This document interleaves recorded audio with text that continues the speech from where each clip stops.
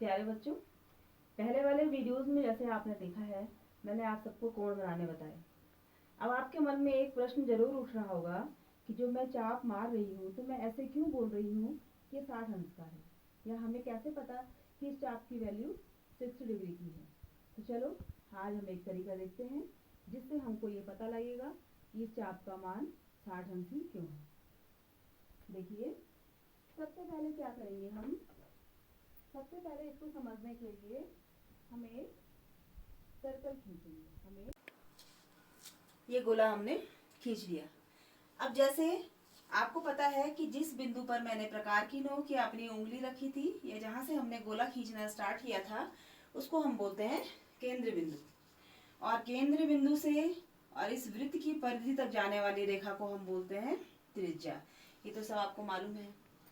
अब बेटा देखो, हम इसकी त्रिज्या को नाप के जितनी ये नाप आ रही है, हमने इस त्रिज्या के बराबर जितनी ये नाप आ रही है, इतनी दूरी हमने इसमें फिर से ले ली। अब इस दूरी से देखो हम इस गोले के कितने भाग करते हैं। 1,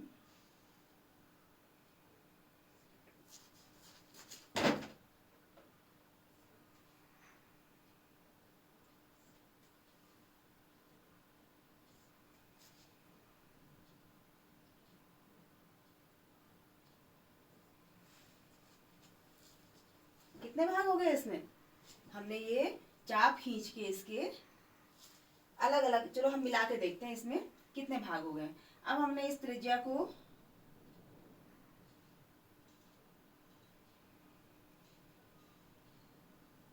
इस चाप के साथ इधर मिला दिया।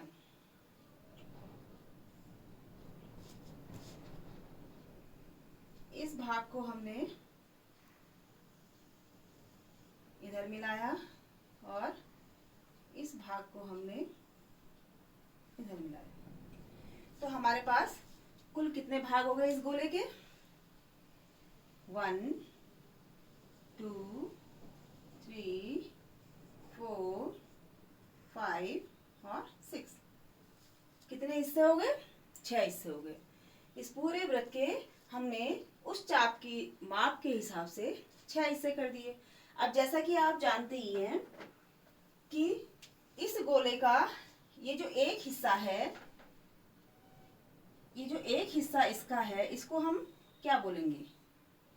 इस हिस्से का मान क्या होगा, क्योंकि हमारे पास वृत्त तो है एक, उस वृत्त के 6 हिस्से हो गए। उन 6 हिस्सों में से एक हिस्सा है, तो हम इसको क्या पढ़ेंगे, इसको हम पढ़ेंगे 1/6। इसकी वैल्यू कितनी हो गई, 1/6। अब आपको पता है कि एक वृत्त, उसका संपूर्ण कोण कितने अंश का होता है। एक वृत्त का संपूर्ण कोण कितने अंश का होता है, उसका मान होता है 360 अंश। अब 360 अंश का ये पूरा वृत्त होता है।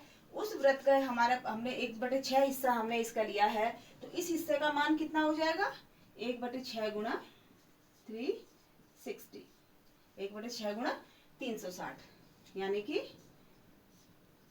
6 6 के 36। हमारे पास आ गया 60 अंश। कितना आ गया, 60 अंश। अब देखिए, ये वाला हिस्सा हमारे पास, ये वाला भाग हो गया 60 अंश का।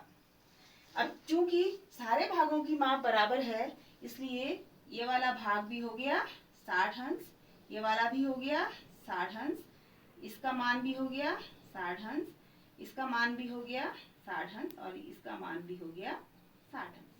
और सारे 60 अंश मिलाकर जो हमारे पास 6 बार आए हैं, पूरे वृत्त का मान हो गया 360 अंश। अब देखिए, इसमें मैं एक और चीज बताती हूँ।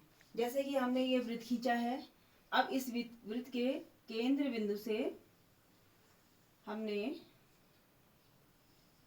इसके 4 भाग कर दिए। इसमें हमने कितने भाग किए थे, इसमें हमारे 6 भाग हुए थे।